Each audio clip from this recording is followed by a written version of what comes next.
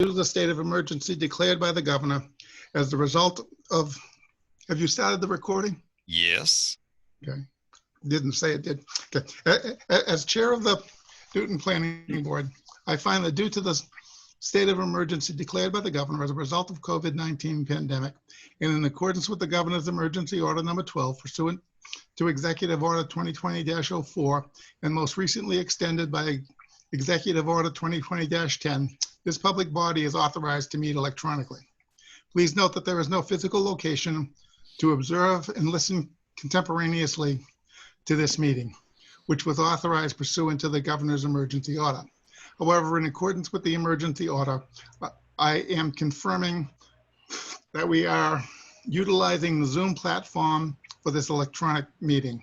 All members of the board have the ability to communicate contemporaneously during the meeting through this platform, and the public has access to contemporaneously listen and, if necessary, participate in this meeting through dialing the following phone number, 929-205-6099, and using the meeting ID 869-0753-6632, or by going to the following web address, https://us02 web.zoom.us/j/869075366. We previously gave notice to the public of the necessary information for accessing the meeting, including how to access the meeting telephonically. Instructions have also been provided on the town website. If anybody has a problem, email planningboard@newtonnh.net. In the event that the public is unable to access the meeting will be rescheduled and adjourned. Please note that all votes will be taken during the meeting shall be done by roll call vote.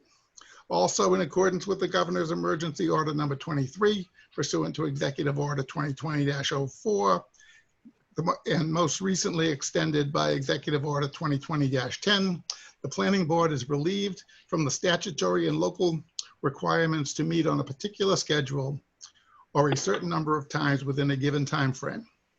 The planning board is also relieved from complying with statutory or local lines for accepting, hearing, and acting on planning board applications under RSA 676:4. When the roll is called, each member should state their presence and also state whether there is anyone in the room during the meeting, which is required under the right to know law. When during the meeting, please announce your name for the administrative assistant can know who is speaking as he takes the minutes. Okay, so now the first item on the agenda is to discuss the operating procedures during the COVID-19 emergency and how we're going to handle the public hearing on the 14th. Mr. Chairman, are you going to start with us announcing ourselves as you had read in the order in the Yes. directive? Okay. Jim, will you go through the list? Mr. Hamill. I'm here alone. Ms. Estabrook. Here alone. Ms. Collier. I'm here. I'm on my own. Mr. Foote. I'm here on my own. Mr. White. I am here and my wife is with me. Okay. Mr. Andrews. I'm here and I'm alone. Mr. Cromlick is not here. Alternates. Ms. Allen. Ms. White. Here and not alone. Mr. Sforza. I'm here. Juvenile son's with me. Mr. Zott. Not present. And Mr. Zielinski is not present. Seeing that Edvin's not here, I'll appoint Barbara White to be a voting member for this evening. Okay, not now on to the, how are we going to handle July 14th? And my first question to Jen is, because we have so many public hearings, can we, at the beginning of before we open the first one, can we vote and announce that any public hearing that is not completed that evening would be continued to a specific date? So just in case things go badly, we won't have to post everything.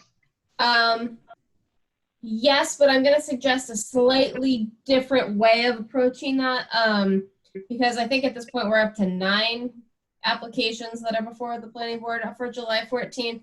At the beginning of the meeting, I would suggest the planning board pick a very specific time, maybe 9:30, as the time you will not start hearing any new applications.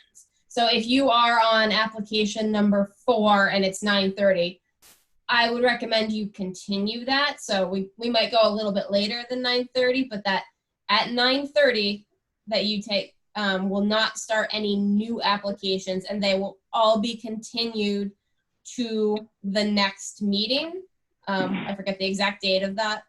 And the other suggestion I do have, because you guys have a backlog at this point, and some of them are fairly small applications, but because where they fall in the order chronologically submitting, they may take a while. If you want to consider maybe having a extra meeting in July, maybe in between the 14th and the 28th, if it's something folks are interested in to just help get rid of some of that backlog. I think if some of the applications on the 14th are not going to be able to be completed on the 14th, then they may not have enough time if they have things they need to do to maybe meet a week afterwards, but it's just a suggestion because you do have so many applications. Can we do that, or can we basically set a time limit for any individual hearing? So let's say I would not do that. That can limit the public's ability to ask questions. I mean, you can certainly, if you had a lot of abutters that wanted to participate in a specific hearing, limit the comment time any particular individual may get, but you don't want to limit the time for the actual case. Well, I mean, we wouldn't end the case at that point. We would continue the case. I would work through them as they are presented, and I would give them a time where you will not start taking up any new cases as they were given to you chronologically. Excuse me, Roger? Yes. This is Barbara. Uh-huh. I have a question, and I don't know whether this is a question for you or for Jen, but I think that even if you have all those applications on your agenda, to be able to continue them at the meeting, you have to open each one and continue it. I think you can't just continue it without opening them first, or else you would have to renotice. That is correct. I'm just saying that at the beginning of the meeting, pick a time where you're going to stop and announce that so that anybody who's maybe towards the end of the line will know that they may not get heard on the 14th if they're, say, number 9, because of what hour the meeting's going to get to. But then Chairman Hamel, this is Annie. I heard Jen say more than 5. I think we voted last time that it was the first 5 that are the only ones that we're going to hear. How many did you say, Jen? I think we're up to 8 or 9. There's been a few that have come in the past few days because of your application deadlines. And the fact that, at least as of right now, that provision that lets you sort of push off applications won't be in effect on the 14th. Those applications all came in by your application deadline. It's like a home-based business and a few other relatively small applications. You can't turn them away, but you can take them in chronological order. So if you run out of time, you can more or less kick them to the next meeting. But the provision that we aren't bound by the deadline is tied to the state of emergency. And Correct. Which the is state of likely, emergency, which the is state of likely em- to be likely to be extended. it's likely to be extended. So that really isn't an issue. One, if I can make a clarification, there are 6 public hearings scheduled for the 14th. Only one made it in by the deadline, which was last Thursday. There have been 2.5 since yesterday. However, This is Sandra. I also remember what Annie said too, that we had said we would, on the 14th, we would do the ones that were already in before, this happened. That we wouldn't accept any new ones for that 14th date. In all honesty, I don't know that you will get through all 5 in a 3-hour window. You don't know what? Say that again. please. I don't know that you will necessarily get through all 5 even within that window. So my recommendation, if you pick a time, still stands. I think that you have a lot of applications with a lot to be heard.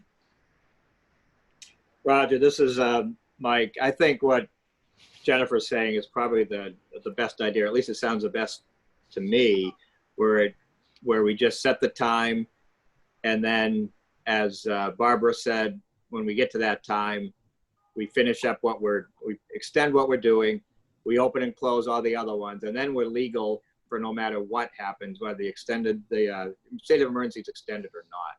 I think that's the easiest way to keep it simple and just moving forward, and everybody, at least they know we're thinking of them, versus just saying, well, tonight we're just going to hear X amount, because that way we're really only operating under the state of emergency there, and if something changes between now and then, we have to change. So I'd like to just go with Jennifer's recommendation.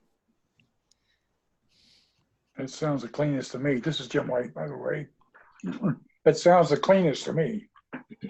Can you make that a motion, Mike? Sure.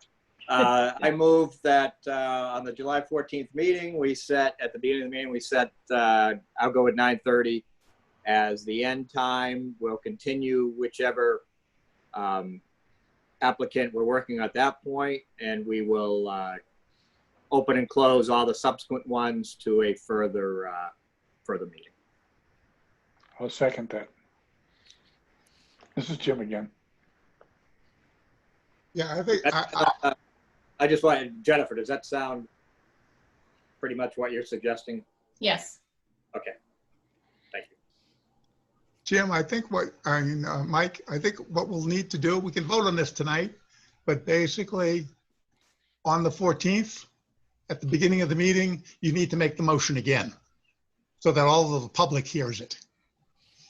Okay, if that's what we need to do, sure. This is Sandra.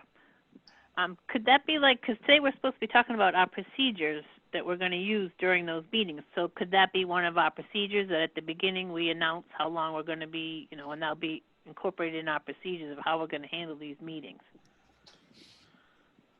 I think it may be useful for the board to know that that's going to happen at the beginning of the meeting. I would go with make the motion again at the meeting as well, so everybody knows. Sandy, I agree with you. That until we clear up the backlog, that's probably going to be our procedure. Right. I just hope we're not on a 3-hour meeting on number 4, if that's the one we're on. Well, if we are, then with 9:30, because That's the way it is. Yep. Yeah, and we don't necessarily finish the one we're with. That's what my motion was saying. Yep. Is that what you suggested, Jennifer? Yeah. I mean, I will say, if we get to 9:30 and we're almost on the second to last one, and the last one's a small one, or the next one's a small one, you could always extend your time if you felt it was warranted. Yes. But this is just trying to make it so nobody's expecting to be heard and we're on Zoom until midnight. Bad decisions will be made sometimes. That raises another interesting issue. Do we have any time limit on Zoom for how long the meeting runs? I believe Zoom has a limit of 4 hours. Yes. So you should be okay.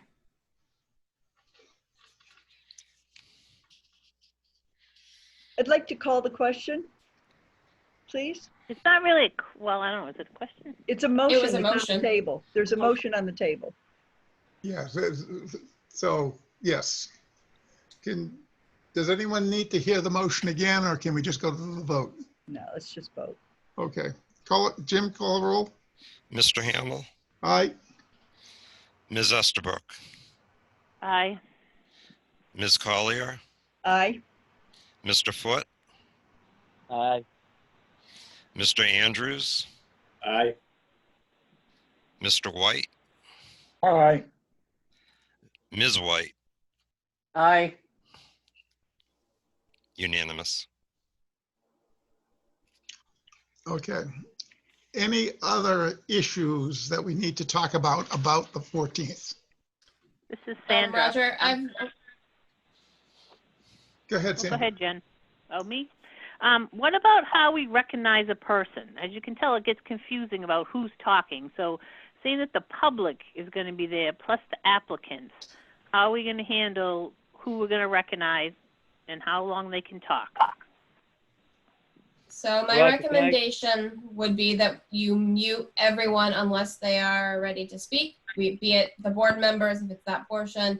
When it is the public hearing portion and it's open to the public for comment, I would recommend that we mute everyone until it is time for the public to have a chance, and then we ask people if they have a question and they're on via Zoom, that they put their name into the chat. And then there is some extra consideration for folks that are then on the phone, and we ask them as the separate comment. So you do it in order and basically what technology you are asking to comment from. Via phone, via video, or if it happened to be via email, or anyone there in person. Roger, question.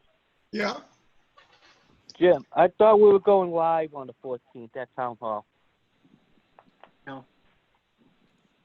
Well, is the board, is the selectmen going to let us in the building? Yeah, we discussed that yesterday at the meeting. Oh, That'd be nice. So I went there today. I set up, we can have 18 residents in the hall. And we just need one more table for our board. 2 people at a table, which would give us 6 members, and then 2 members can sit on the side in the chair, and it's doable. oh, this is going to be great. Now, Jim, could we have an in the building meeting, and at the same time broadcast over Zoom, so that if people in the public either don't want to come to town hall, or we don't have enough space to accommodate them all, they could still participate with Zoom. Is that technically possible? Diana's working on that. Yeah, we're supposed to be doing Zoom and cable at that night. Great. I have a question, please. It's Annie. Yeah. Did the selectmen determine a maximum limit for how many people can be in a room at one time? As long as we get the 6, we measured it out today, 6-foot distance would give us 18, plus the 7 board members would be 25, so we'll be at 50%, because the hall will hold 49.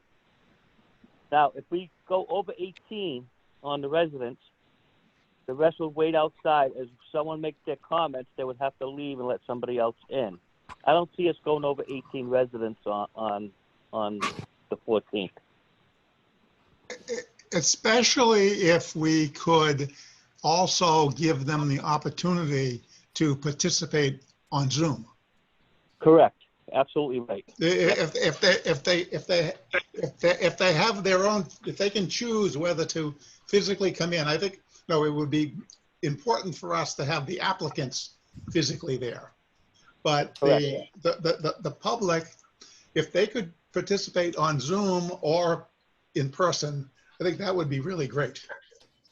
Roger, if your applicants are going to be there, which, I agree that it is generally better if the applicants can be there. I would recommend that the board encourage them to limit their number of people that will be coming to either 1 or 2 per case. You ask applicants to wait outside that aren't currently being heard. The other thing is to make sure that applicants are aware that the board, it will be difficult for the board to see any new information that evening. It should be supplied ahead of time, which most of the information has been, but as many of you have experienced, applicants sometimes submit information the night of the meeting. That makes it very difficult for people who are participating via Zoom. But we don't usually accept that, right? In the past, we've said if it's sent in that day, we don't usually accept it. That's correct, and you do have that right. The board agreed at the last meeting that they would not entertain any paperwork that is passed in at the meeting. Correct. I'd like us to discuss, if we could, Roger, the any time limits that we think might be appropriate for people. You know, without cutting people off, but to give them a fair time to be able to speak. So, does anybody have any thoughts on that? Well, I mean, I haven't seen huge problems with that, with the in-person meetings that we've had. I mean, if you want to suggest some particular time limit, we can talk about it, but well, the one, Roger, this is Barbara. In the past, one of the things that we have done is just if abutters are coming with comments, we have just asked them if they would not repeat somebody else's same comment. If they had a different comment, that kind of shortened the time that they would be there. right. You can make that kind of a request, and also if somebody does get very repetitive, you can. I can point out to them that you're being very repetitive. Please get to the point and move on. Without having a clock ticking on the desk. okay. The other option that a lot of towns have utilized for comment is when you put out the agenda, also including some instructions for how the public can either participate in the meeting, whether it be live or via Zoom, how they can also comment. And one of the ways that you can encourage some of the comments, and this can help with cutting down on some of the time, is encourage people to submit their comments ahead of time via email. That can also help, especially if they have many points that they want to get across. Yes. Jennifer, this is Mike. Are there any examples from other towns where, I know we talked about it once before, where some of the board members may be participating via Zoom while others are there in person? Yep, there are a few other examples. I've personally been on at least 5 different planning boards that in the past few weeks have done sort of a dual virtual and in-person meeting. It does get a little complicated, but I'd be happy to share some stuff with Roger and with Jim and with Sandy as they sort of figure out some of the logistics of the meeting. But Okay. giving as much information ahead of time as to how this is going to work for the public and for the board members makes it really helpful. The other thing is it does appear that the state of emergency is going to be extended another 21 days on Thursday or Friday. So it's highly likely that board members would technically be able to participate virtually. Okay, thank you. I have a question. It's Sandra. If we decide to have the meeting on the 14th, then this whole Zoom thing is just a mess. Can we decide not to hold public hearings anymore until the state of emergency is over? It seems that the provision that you can basically that allows any deadlines for applications to be relaxed, it goes with the state of emergency. So yes, I think technically you could. Most towns at this point are figuring out a way to move forward. Now, some of them are at the same level Newton is as far as it's only happening now. But I think if we start getting into July, August, September, and this is all still going on, you will have such a backlog that you will need to meet once a week. Right. So I would persevere as much as we can. Yeah, I think especially if we're going to be able to meet at town hall, I think it's good for us to get started on the list. Oh, definitely, yeah. I'm sharing with people the public hearing notice as it will appear in the newspaper. If you look at the bottom, it says the board encourages abutters and interested residents to submit written comments or testimony via email or US mail to be read at the meeting so they do not have to physically attend. It then gives the planning board email and the physical mailing address. Oh, that's good.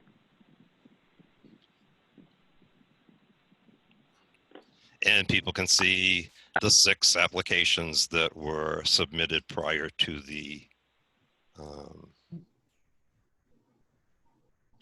cutoff.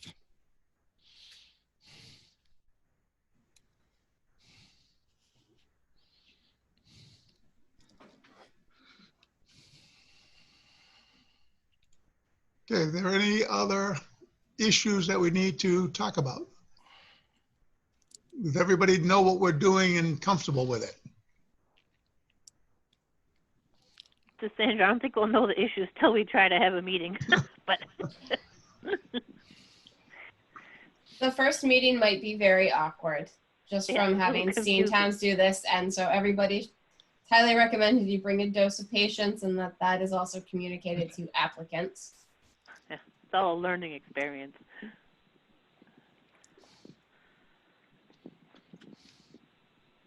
So Larry, when is the first time that the selectmen will meet in town hall?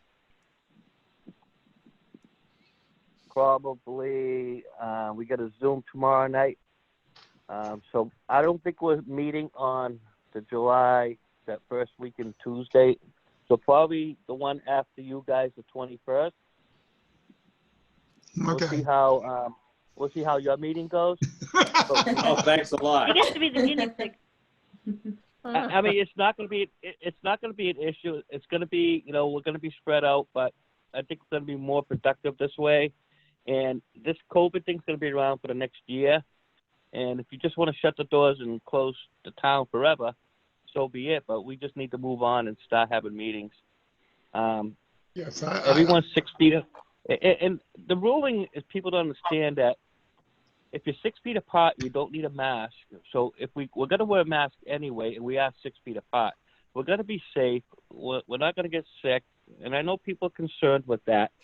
And if people have underlying medical conditions, I believe they're allowed to call in on Zoom under those circumstances. I think Jen said maybe one or two members can be on virtual and the rest can be present. I don't know if that's true, That's it. Jen? It's only one if the state of emergency is not extended. It does sound from multiple sources like it is going to be extended for the 14th. So Okay. everyone could technically participate if that's what happens. Okay. Larry, will- Larry, you mentioned masks. Did the selectmen, is a requirement, a mask mandatory in the town hall, or are they just recommended? We're recommending wearing a mask when you enter town hall, but again, if you have medical conditions, we can't force you to wear one. And that's like everywhere in the state. Okay. And the blue surgical masks, they're really not that bad. And we'll have the air conditioner upstairs.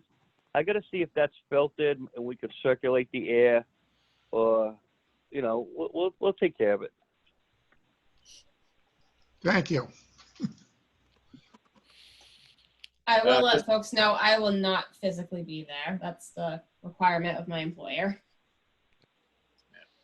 Just remember, wishful thinking is not a strategic plan.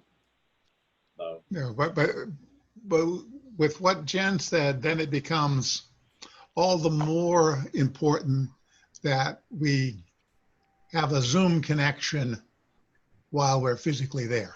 Mhm.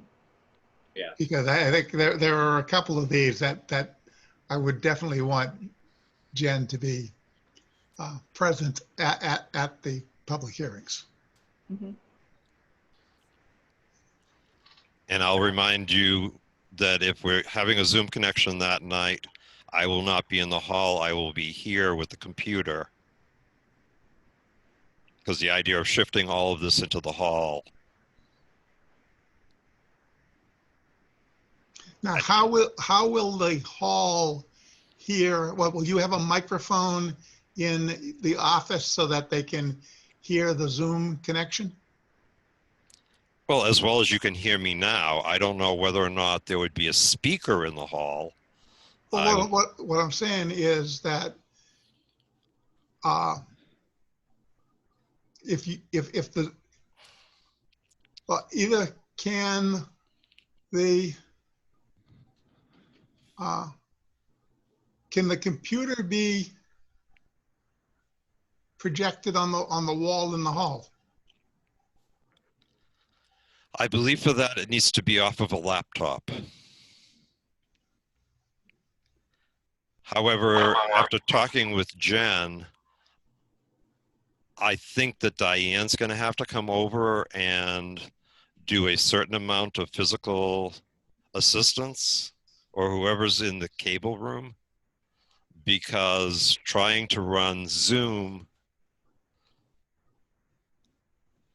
change shared documents if people want to share them, take minutes, and field the questions as people come in, make sure that, you know, the right people are allowed to speak in the order that they've asked to speak.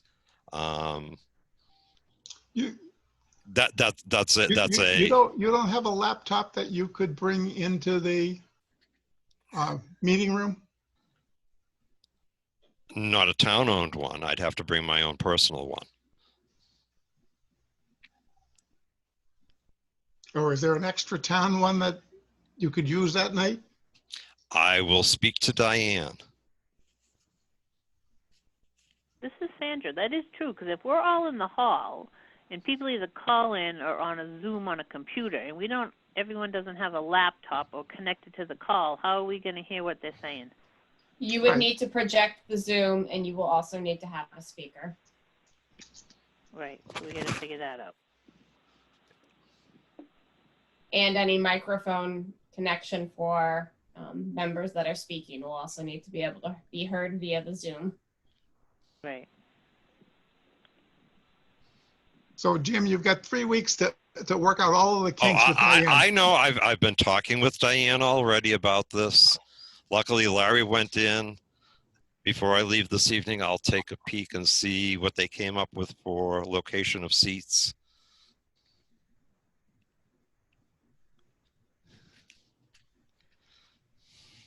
Okay.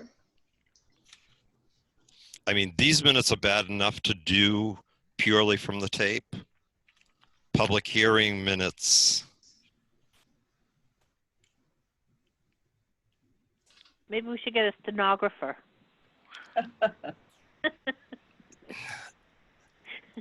Quite honestly, you can either do one or the other, but like when I was looking for the document to share,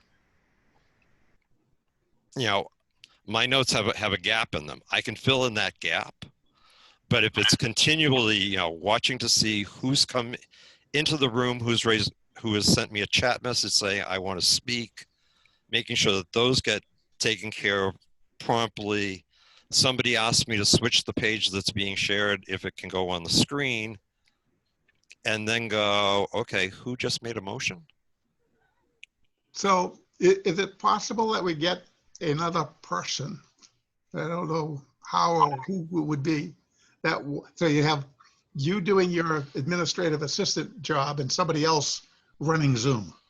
That's what I'm going to speak to Diane about.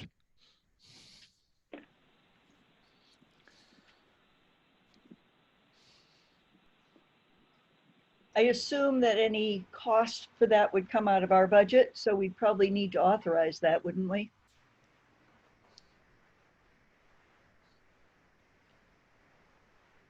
Probably.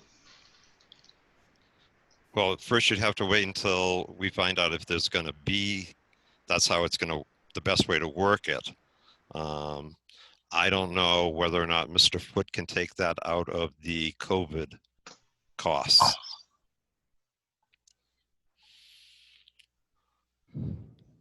Jim, we're only talking, what, 3 hours, 4 hours at Yeah. $20, like $80. I mean, let the town eat it. Okay. Okay, great.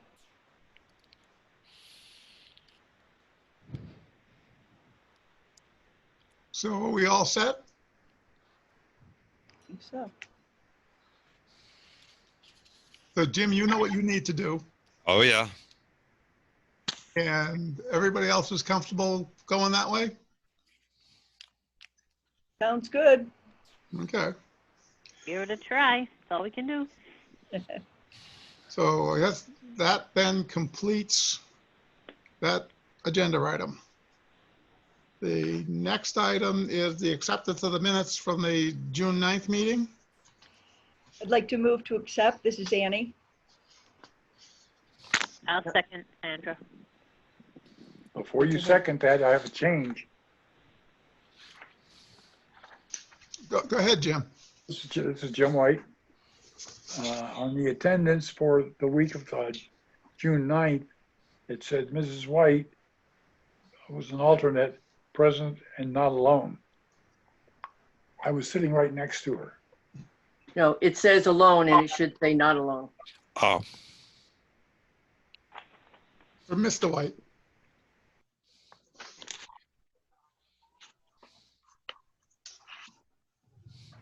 Anyway, my that apologies.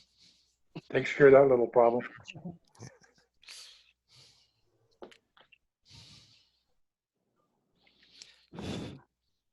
I have a comment, Mr. Chairman. Yes, I thought that Jim did a very good job on those minutes. So thank you. Thank you.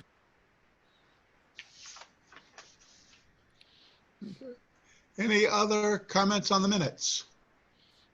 If not, Jim, will you call the roll? Mr. Hamel, Aye. Ms. Estabrook, Aye. Ms. Collier, Aye. Mr. Foote, Aye. Mr. White, Aye. Mr. Andrews, Aye. Ms. White, Aye. unanimous vote. Thank you. So the next, the next thing we've got is the master plan presentation by Jen. Sure, and for folks that are on the phone, I will try to narrate the important parts of the slide, but I'll also afterwards send the slides to Jim so he can distribute them to everyone, just for your reference. We got them. Are those the slides you already sent, Jen? No, what Jim sent out is sort of a memo version of the presentation, but if you want a little bit more detail, because I have a few more intricacies that are in the presentation that are not in the memo, but the memo is sort of the easy version of it. All right, so give me just a second to share my screen.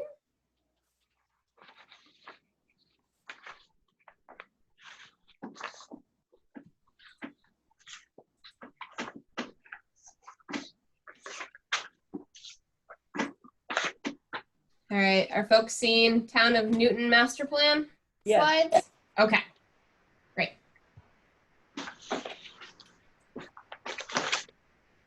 So you guys know me, but I work with Rockingham Planning Commission. I'm a senior land use planner, and one of the things that the Planning Commission has done since we started to exist is helping New Hampshire municipalities in southeastern New Hampshire actually do a lot of master planning work. We do it all around the region. We also do what is a regional master plan. So we do it at a variety of levels. The basics of master planning in New Hampshire, it falls under RSA 674. States that planning boards are required to prepare and amend master plans to guide the development of the municipality. What that state law goes on to say is that master plans should, and I emphasize the word should, be updated every 5 to 10 years. Many communities will do a big revision every decade or so. Some are sort of do a continuous update where they will do a chapter at a time every year. but the only required master plan chapters are the vision and land use chapters.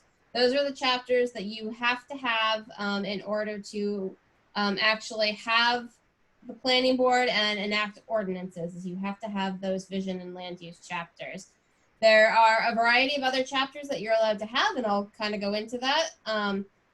One of the big provisions, though, is that planning boards, when they are adopting a master plan or amending it, you have to consult with stakeholders. And that's largely residents, but that's also looking at, in some cases, businesses, in some cases, technical experts about a particular topic. But you absolutely must consult with stakeholders. And if anybody has any questions as I'm going through this, feel free to ask, but I also think it's a fairly comprehensive, was there a question? I just had a question about, it says that the funds have to be appropriated by the public too or something? It does state that. Basically, that just means that either through a town meeting vote or a warrant article, or if it's a city council, they have to be public funds that are actually helping to develop the master plan. No. You can apply for grants as well, but you can't just solicit private money to prepare a public body, being the municipality's master plan. Okay. So it doesn't have to be a specific line item in our budget. We can use our consultant line item to spend. That's at the will of how the particular town might work. The town of Hampton, just as an example, had a warrant article this past town meeting in March for doing master planning funds. It wasn't a line item in their planning board budget. They wanted specific dedicated funds for it in that case. A lot of towns will do it as a line item in their planning board budget or select board budget. But we don't have a line item for master plan in our budget, and we haven't had a warrant article. Correct. So does that mean we need to put one in for next year? That may mean. I think if we go through this presentation, it might give folks some ideas about some different approaches that the town or the planning board can discuss.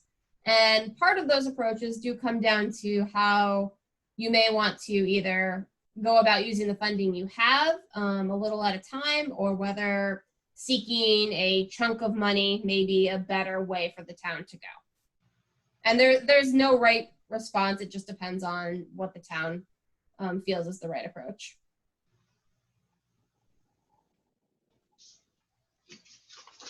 Okay? Yep. Right. So why do you need a master plan? Master plans are the land use and development principles for the municipality. But the most specific reason you need a master plan is that it actually gives legal standing to your ordinances. So your zoning ordinance, if you did not have a master plan, you could not enact your zoning ordinances. And that also includes your site plan, subdivision, and excavation regulations. You cannot implement those unless you have that master plan, and a master plan is required for a planning board to develop. So it's really important. Newton's actually had a master plan since 1968. Was when your master plan was first actually enacted. So your zoning ordinances currently are legal. So the big thing with, question? Okay. Sorry, I'm hearing people sort of come in and out on Zoom. So what is a master plan?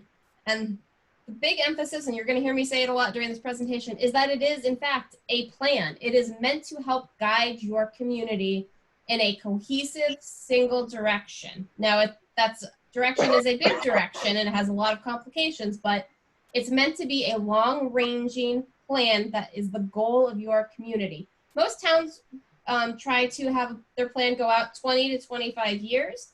The reason for that is that's about the time frame it takes to sometimes implement a master plan goals and actions, but it also allows for when you're going to have turnover in the town. The 25-year timeline is usually about the time you're going to see major shifts in a town, one way or another. That does not mean you should only update your master plan every 25 years, though. There are community assets and functions that need to be considered when you're doing your master plan. So you'll recall that the required chapters are the vision and land use, but the state statute actually goes on to give a listing of optional chapters. But there is one clause within it that effectively allows you to have almost any topic that can touch the community be a master plan chapter. But the really common ones and the ones that are called out in the statute are transportation, community facilities, economic development, natural hazards, recreation, housing, energy, coastal management, neighborhood plans, regional concerns, growth management, historical and cultural resources. Most towns also include an agricultural chapter under that clause. The big one that has actually been added in the past few years is an implementation section. And you're going to hear me talk about that as a really important thing to have in a modern master plan. They weren't traditionally done in master plans over the past few decades, but within the past 10 to 15 years, that's become very important. While the master plan is something that is under the planning board's purview and responsibility, it is not just a plan for the planning board. It actually can be used and should be used to actually guide other town officials and staff when you're making decisions about the town. Some of the planning board members that have been involved for a while may recall that we started working on a CIP about 5 years ago. One of the reasons the capital improvement program is under the planning board's purview in the statute is because the master plan should speak to the capital improvement plan, which is something that is a function of the town. And how is the town going to spend its money to meet its goals? Well, those goals are the goals of your master plan. So you're trying to move in one direction.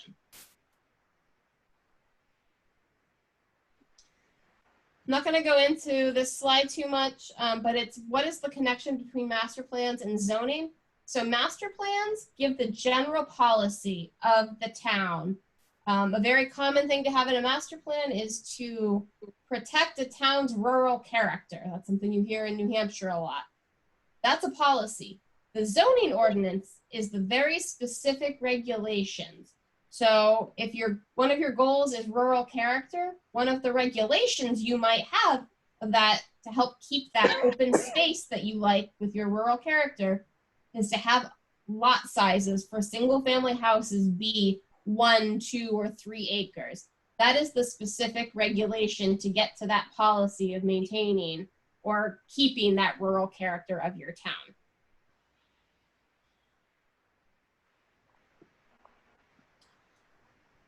So next is what can a master plan, question? What can a master plan do for you? Most master plans are well-intentioned and they get written by planning boards and they take a significant amount of time and effort and then they sit on a shelf. Don't have that kind of master plan. The kind of master plan I think you actually want to have is to use it as a work plan. That can be a work plan for the planning board, the select board, a budget committee, a conservation commission, a recreation committee.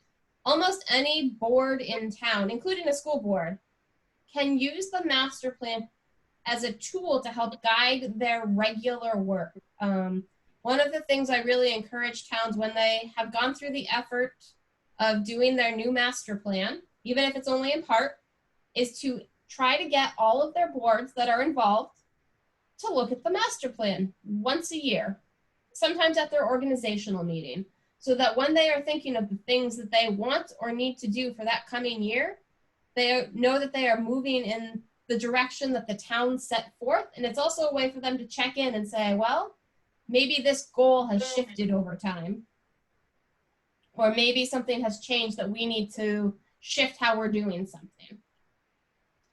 The other thing that tends to catch people's attention is that master plans can be used to leverage money.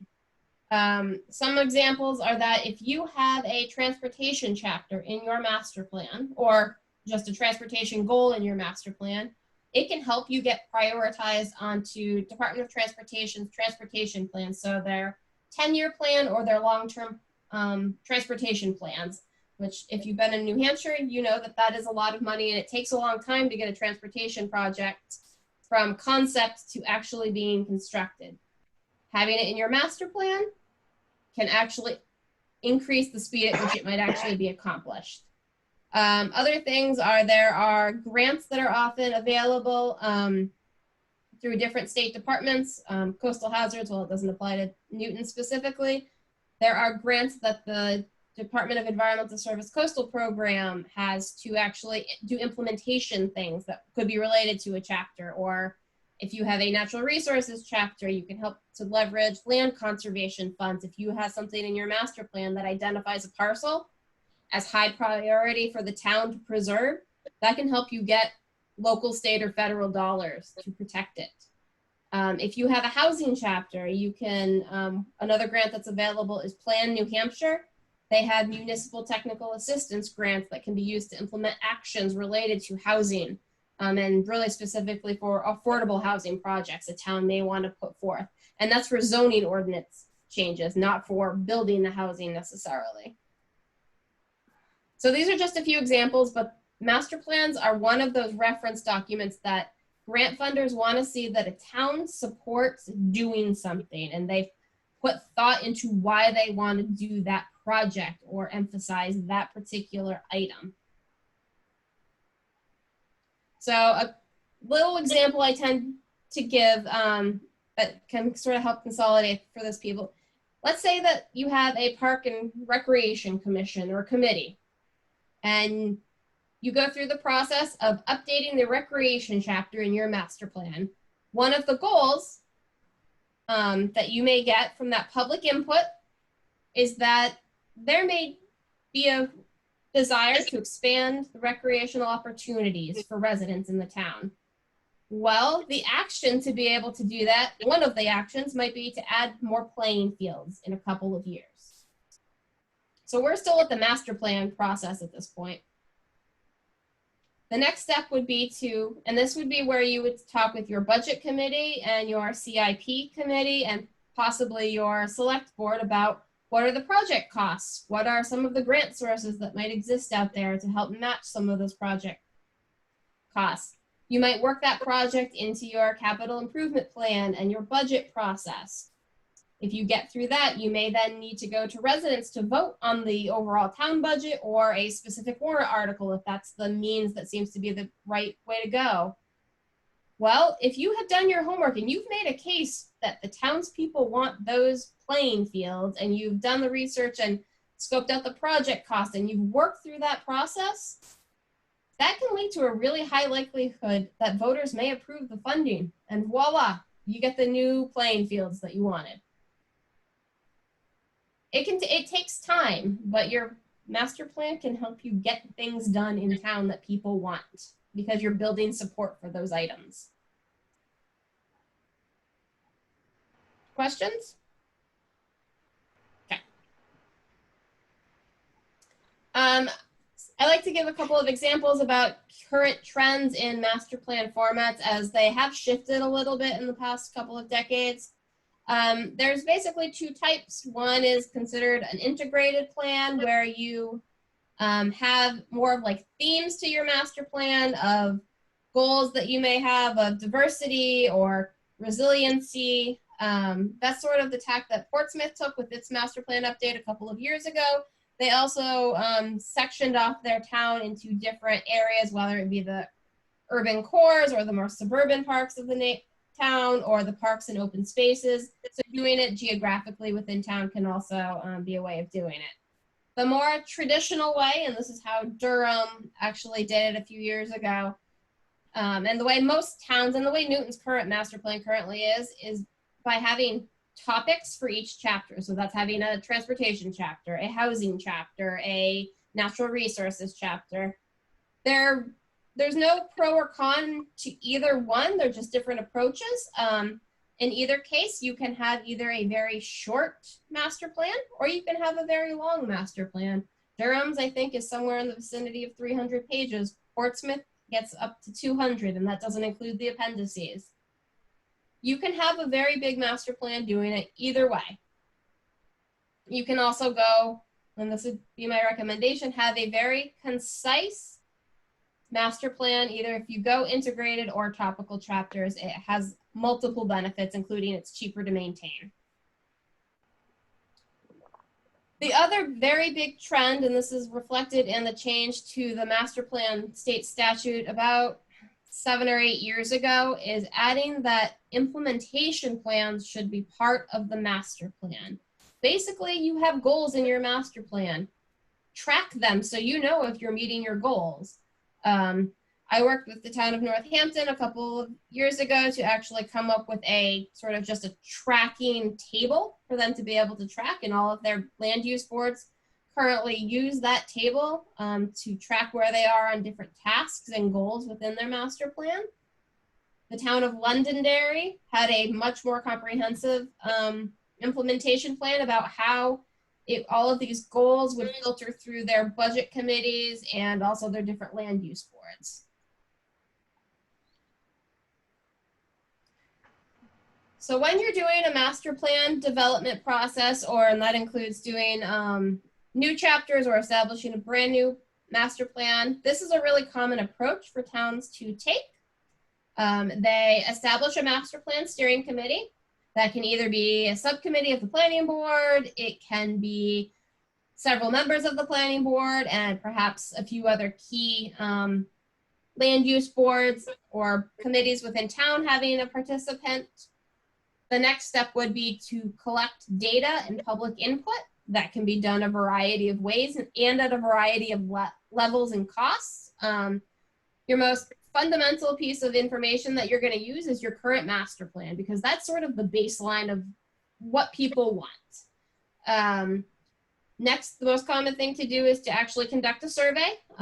There's a variety of ways of doing surveys, and there's also the option of doing public input meetings, and depending on the scale that you're talking about, that could be one meeting, that could be a series of meetings. The next step would be to draft the actual master plan chapter and include the background information you may have. Then you would review it and refine any materials you needed to. Generally, there would be a presentation of the master plan to the planning board, either by the steering committee or a consultant or a planner that may have put a lot of the documents together. The next step, if the planning board is amendable, would be the planning board would then move the plan or the chapters that may be presented to a public hearing, because until the public hearing actually occurs, the master plan can't be adopted. And then if you, at the public hearing, receive comments and you need to amend it, you could continue the public hearing. Or if there are no comments received that require changes to the master plan or the master plan chapter, then the planning board can move to adoption. And that's when it becomes your official plan or that particular chapter. Doing an entire master plan overhaul for, we'll say, multiple chapters and a vision and a land use typically takes, if you're going to do it all together, a year to 18 months. If you're to do sort of a chapter at a time, it can take probably between 3 to 4 to maybe 5 years if you're going to do 1 or 2 chapters at a time to sort of do the same general process. And some towns do that as a continual process. They are always revising their chapters on sort of a 5-year cycle, 5 or 6 year cycle. So for those of you that are on the phone, question? Okay. For those of you that are on the phone, I'm showing on my screen right now that chart that's on the first page of the memo that you were sent that sort of has the existing master plan chapters, the chapters allowed under the statute, and potential chapters to consider or consolidate some of your other chapters. Now, many of your chapters that you currently have been around for a while. And I have a little bit of an update that your vision chapter was most recently adopted in 2007. I didn't have that file when I was looking at the status of yours. Some of the chapters you currently have are no longer the chapters that are listed under the state statute for chapters that you're allowed to have. An example would be construction materials. You have a construction materials chapter. That is not one that is currently listed under state statute as something that is an optional chapter. I would not recommend updating that particular chapter. It doesn't really get you very far. Things like your water resource management and protection plan, that is a chapter. That's no longer listed in the state statute, but natural resources is. That would be a chapter that would be strongly recommended for you to consider updating. Maybe not the first one. The first sections, if you had to only pick 3 things to do, you should update your vision chapter first, and that should involve some form of public input, be it a survey, be it a meeting or 2 that's a public charrette. You should get some public input as part of your vision. Visions are usually the shortest chapter, but the hardest to write because you need to go and get that public input. And that vision chapter is the foundation of the rest of your master plan. The other chapter I would recommend is your land use chapter. You currently have, and Jim was able to find that you actually have a more current land use chapter than what I had on file at my office. You have a 2008 land use chapter. A lot has still changed in 12 years. I would recommend an updated land use chapter because many of your other chapters rely on that land use. Specifically natural resources, transportation, housing, and natural hazards are some of the key ones that really need to know what the current state of land use is in Newton and what the goals for that land use really are going to be. The next thing is actually having an implementation section. That's not typically a chapter per se, but that is the tool that you might use to track the goals and recommendations in the rest of the master plan. So if you had to only pick 3 things to do, vision, land use, and implementation section would strongly be my recommendation. So Jen, question for you. Under what section does demographic material go? Demographic material typically would go in a land use chapter. Okay. Demographics are something that certainly are important to have in a master plan. They don't, and they should be upfront as far as a data point, but one of the things that a lot of master plans historically have been, they've been very data heavy, which is good, but it also makes them outdated very quickly.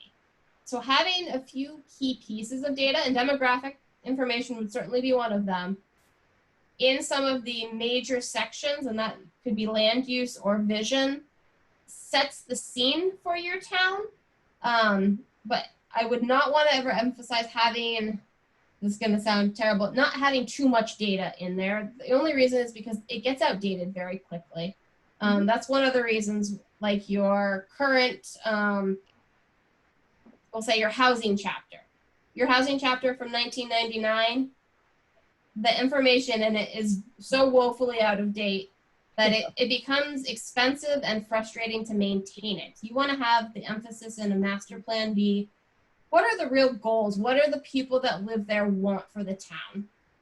Not necessarily how many people live there at this particular moment in time. Okay. Thank you. You're welcome.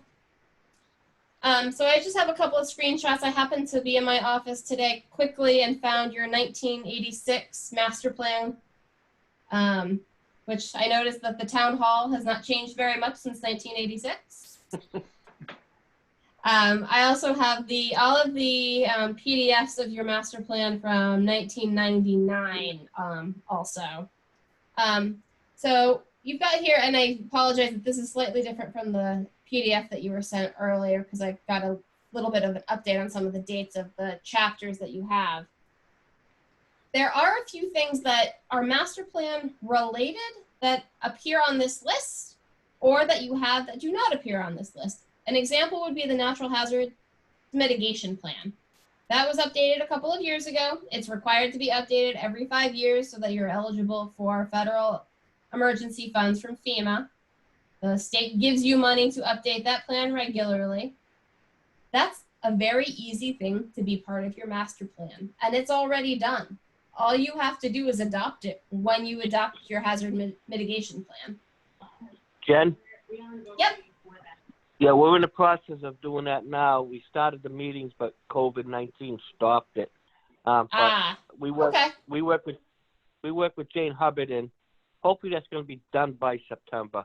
The new plan. Wonderful. Jane Hubbard does a great job. It is a very easy thing to have be part of your master plan.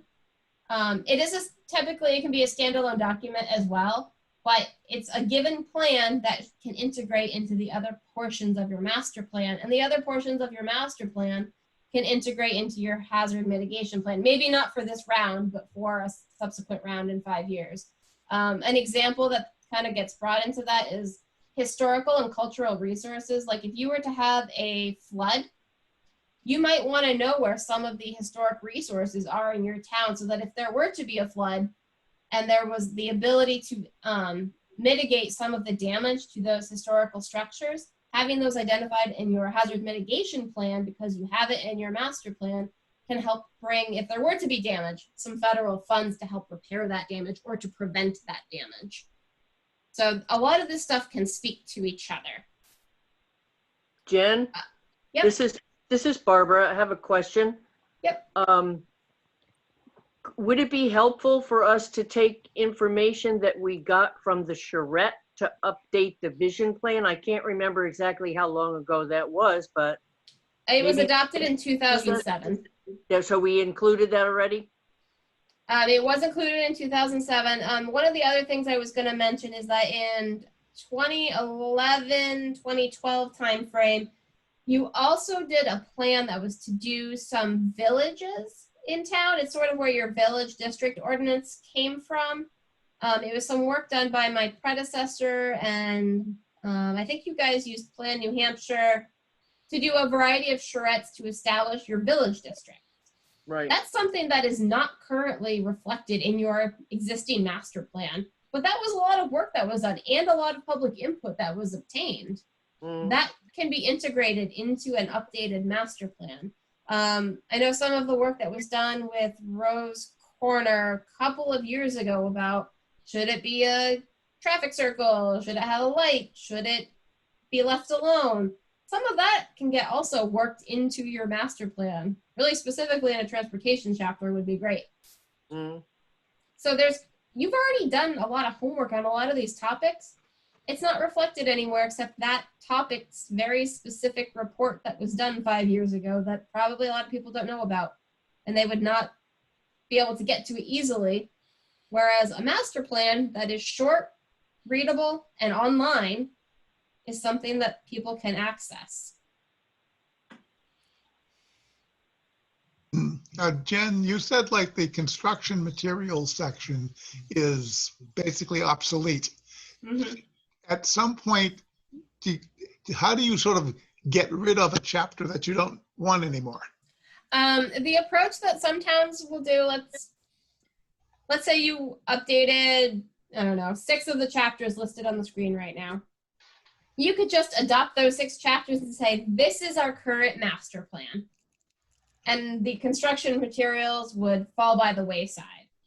If you're only going to update a chapter at a time, some towns will at that time choose to say, well, this is our most recent version of this transportation chapter, and they'll list it and say and then also give a date when a new chapter is anticipated to be drafted.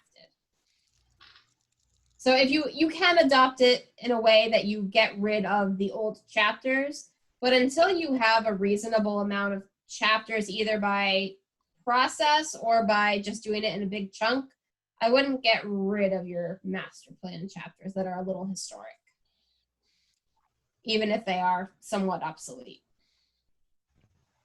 Does that make sense, Roger? Yes, thank you. So a couple of options that you should think about, and I don't expect anybody to have any conclusions this evening about when you're going to think about having a master plan. You should conduct some outreach, mainly because your town hasn't done outreach for zoning ordinances or the way the town's going to move forward in quite a while. About the only metric that I am aware of, and this is common in a lot of towns, is your zoning ordinance and warrant article votes. Think about in the past couple of years, what is passed, what is not passed, and how close were those votes, one way or the other.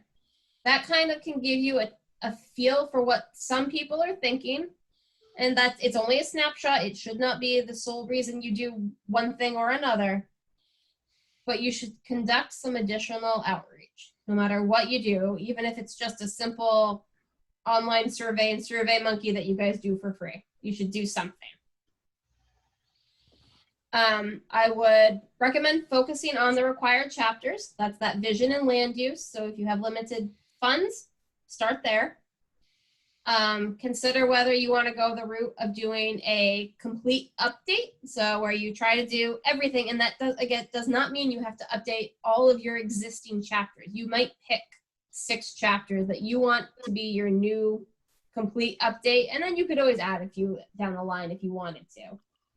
Or you can do 1 or 2 chapters at a time, and that's the really common way to go because funding is limited. The other consideration is, do you use strictly volunteers or do you get outside assistance? Towns can certainly do a master plan on their own with their volunteers. When that occurs, and this is almost a universal, it simply takes longer because you're having volunteers do it. But by having volunteers do it, you are getting a lot of buy-in from the public into that master plan because the residents are working on it. Or you can hire some outside assistance, a consulting firm. My office does it. We do a combination where effectively you give a consultant money and say, go do this. And yes, they still have to talk to the planning board. But while they're off writing, you may not get as much buy-in from the planning board because they're not as intimately involved, or from the public if you go solely the outside consultant route, but you get it done much faster because someone is dedicated and being paid to work on it. Most towns do a hybrid, especially towns of Newton's size. And that can be more largely on the focus of volunteers doing the bulk of it, or it can be more largely focused on the outside assistance, depending on how you fund it.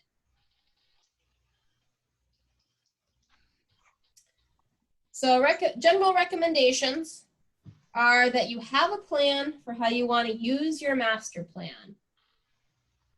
Have an intention of how the planning board wants to be able to use the master plan, and also how the other town staff or officials might be able to use the master plan, and try to get the other town officials and boards, try to get their buy-in as to why updating the master plan is a good thing because it can be useful for them. That's really, and have an idea of what that might look like. Keep it short.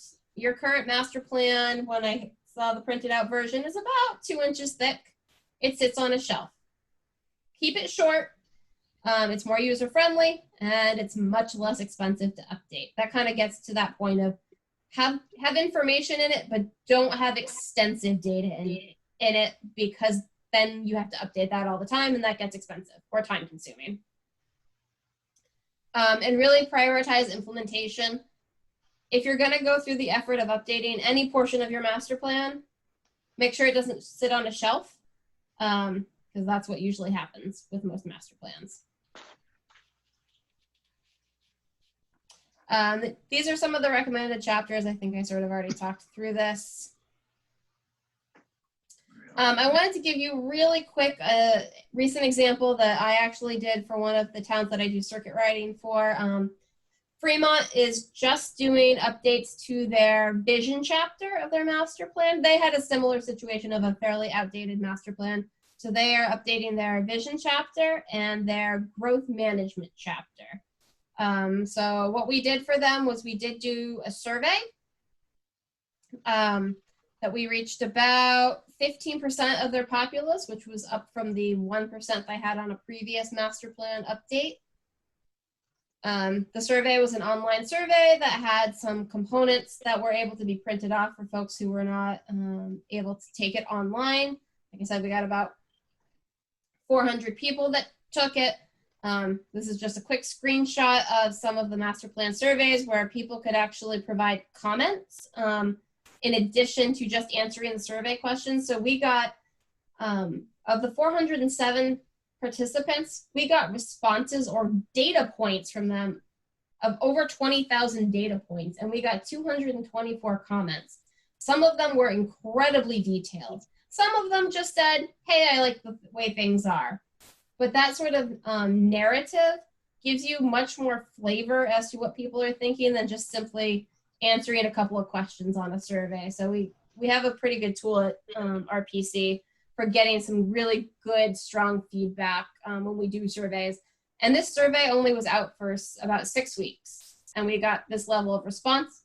A lot of it was because we did post it on the community's unofficial Facebook page. That did manage a lot of traction, and people were actually really excited that there was an update that was occurring. The entire vision chapter, including a survey summary, is only about 6 pages. They have 8 vision community goals, and now they're going to start working on their growth management chapter that will have some goals and actions that come underneath it, and also will contain a lot of sort of demographic data because of the nature of that chapter. So that's all I have. I think you guys all have my contact information, but this is there just in case. Questions?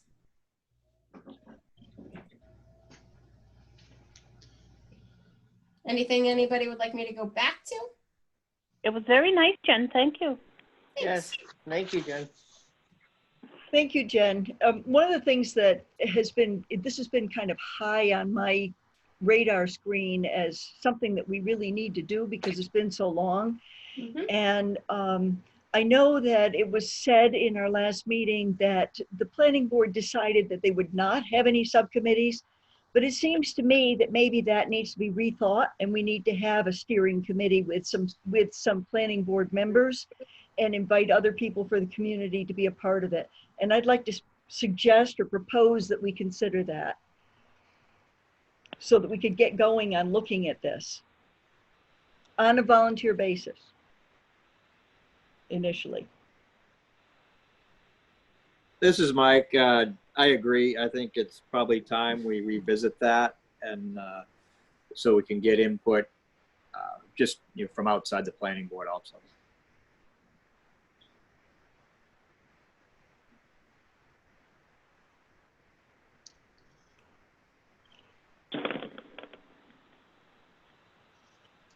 Well, this is Sandra.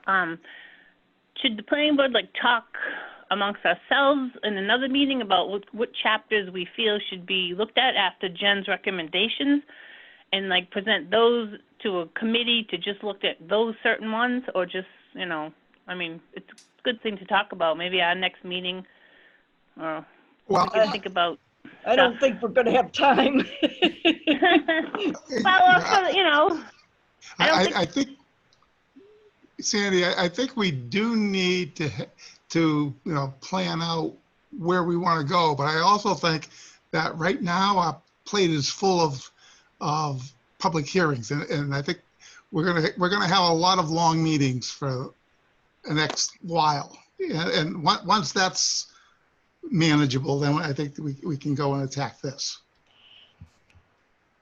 Yeah, I agree, Roger. I think we're probably looking at tackling this in the fall, and I agree that probably the first step is to discuss at a planning board meeting which route we want to go, whether it's individual chapters or the whole thing, and then in that discussion decide or have a good discussion on which stakeholders we'd like to bring into a steering committee or a subcommittee or how we want to name that. and then move forward with that.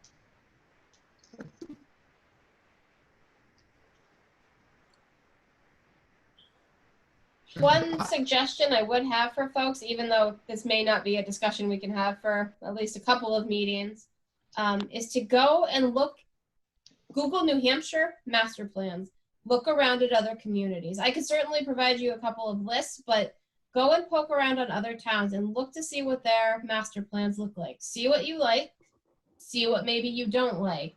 It gets done a variety of ways. Some are very short and concise, some are very long, and everything in between. I think it might be helpful too to, for anyone who wants it, to be able to have a copy of our master plan. I understand it's pretty big, but it would be good to be able to have so that each of us can look at it and see what we're talking about. I'd like to propose that we have a special meeting, that we not wait all the way till fall, but we have a special meeting to have looked at some of this stuff, done some homework, and start to think about where we go sooner than fall. If we wait till fall, we're not going to accomplish anything this whole year. We've got too much work to do now. I don't know about your life, but the planning board is not my whole life. No? Roger, really?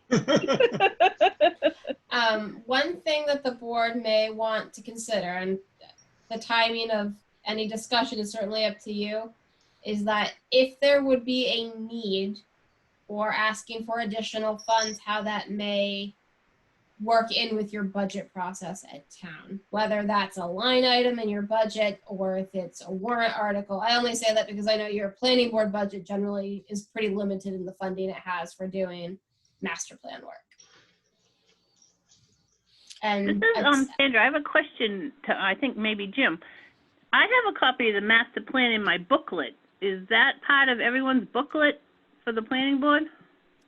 If you remember last fall, I printed out copies of the existing master plan as I found files. So everybody, with the exception of Edvin and Mr. Sforza. And Annie? There wasn't a copy in the back of your book? A copy of what? Jen said the master plan's 2 inches thick. I don't have any 2-inch thick documents. I don't either. Now, maybe I just have part of it then. I see part, but maybe I have actually just recently printed out the entire master plan and the replacement sections that were found, the updated land use, the updated vision.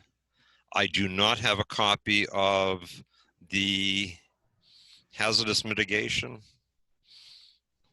Are they online? The whole thing's online? That's where it's going.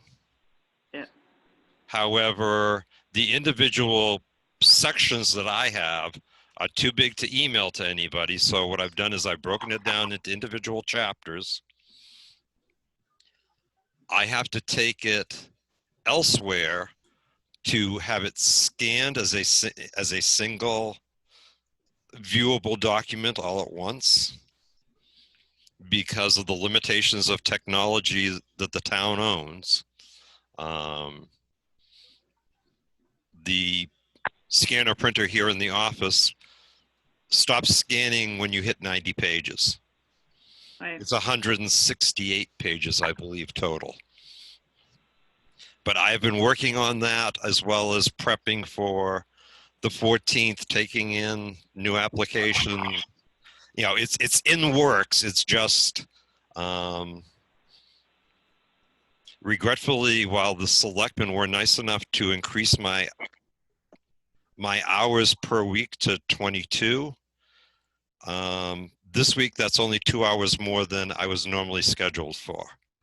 Right. So maybe like Roger said, come the fall, maybe we all should, get in touch with the master plan, read it and understand it. And then in the fall, we all can have a discussion on how we feel about what chapters or if they even understand it, seeing that we have so many new members now, they might not have read it.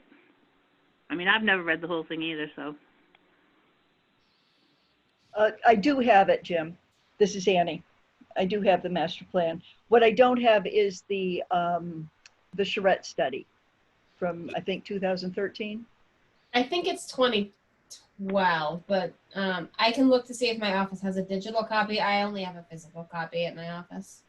Oh, okay. We do not have a digital copy. All we have is a physical copy that is bound and copywritten. So I took a look at it. It doesn't fit on our copier. I would have to take it to Staples or someplace to have it digitally copied. If Jen could give us the PDF, that would be great.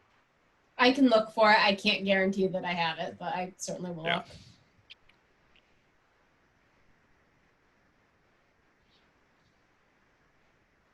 So when we're talking fall, when are we talking? September? Or Well, since, November or December? Since I mentioned it, my idea was fall as in September, because right now, for planning board meetings, we're looking at July and August, and we possibly might be caught up by the end of August, depending on what's going on and how well these meetings go. So I would say we at least revisit it in September and have it on the agenda if that's how we want to talk about it for the first meeting in September. If we have a little bit more time, then we'll know more then.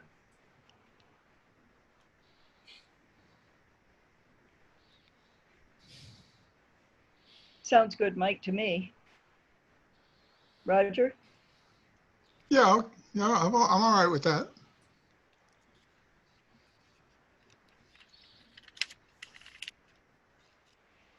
At least that'll give us a month, actually probably 2 months to discuss it, at least towards getting it on the budget for town meeting. Gives me time to do some boogie boarding too. There you I go. put it on the calendar for the first September meeting. Perfect, thank you.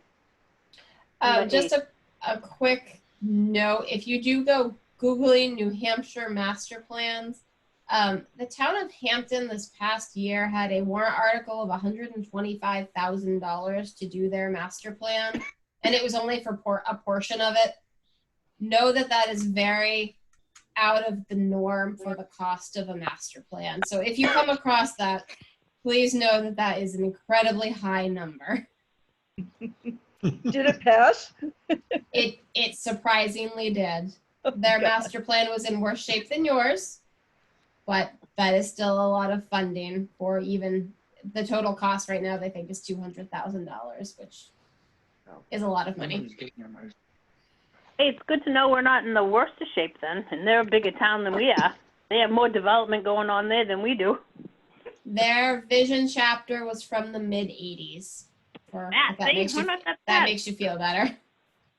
If I may make a comment, Mr. Yes. Chair. Yes. What in separating this out, I've been actually reading a lot of it. What I can do is I can scan in each chapter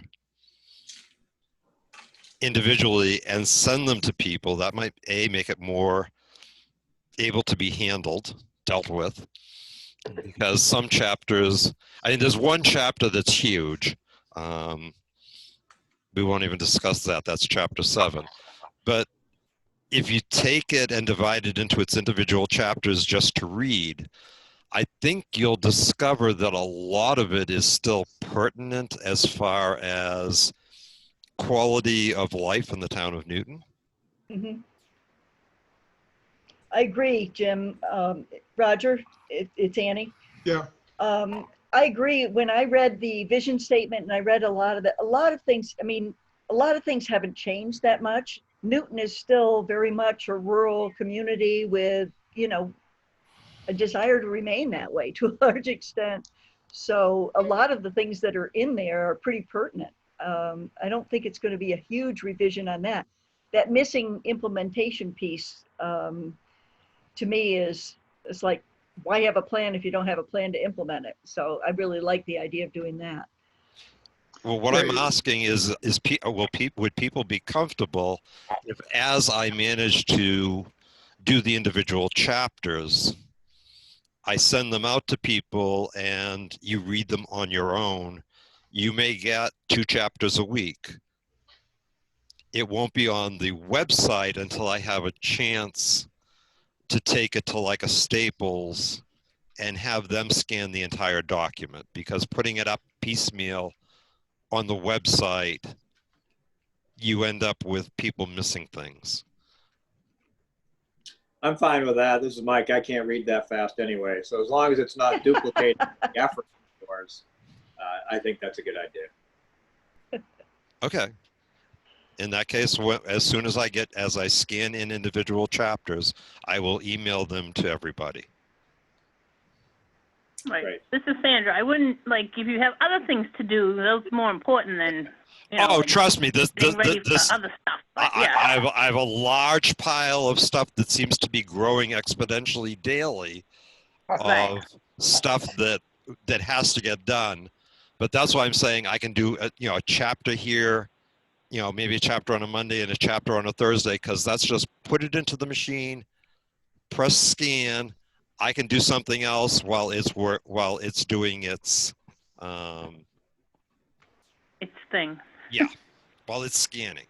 Then I just have to rename the file, send it out, and put it into a separate file.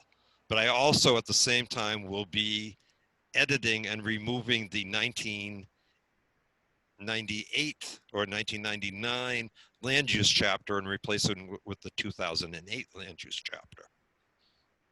I have a request, Jim. Yeah. Could you maybe, instead of starting from the beginning, could you just send the ones that Jen was talking about first so we could look at it, which is the land use and the vision? If people would like that. I think that makes sense. And those two I can send. Well, actually, my time for the week is almost up, but I will try to get them out this week because those I actually have digitally. Perfect. As individual chapters. Great. Thank you. Actually, I'm going to.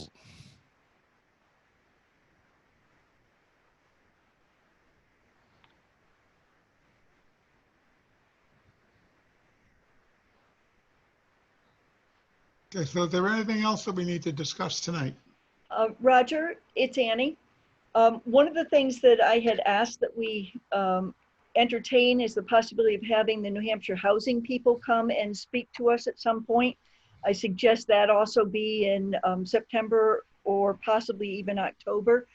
They would speak to us about planning for housing. I think it would interface very well. Their input would interface very well with updating our master plan and our vision.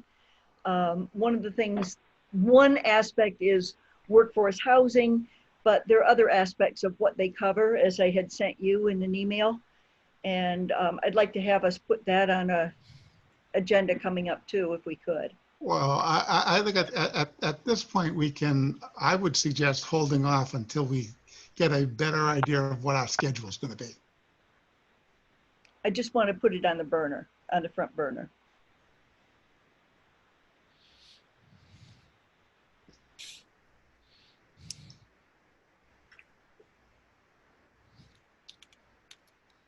Okay, is there anything else?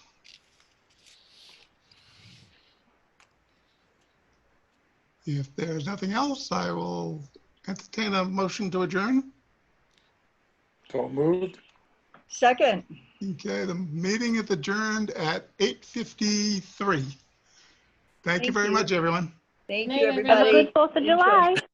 Thank you. Bye. Bye, everybody. Bye. Jen, I saw the email. I think Jen's already gone. Okay. Yeah. Talk to you later, Jim. Okay. Yeah, Take bye-bye. take care. Yeah. I will be closing the meeting. Good.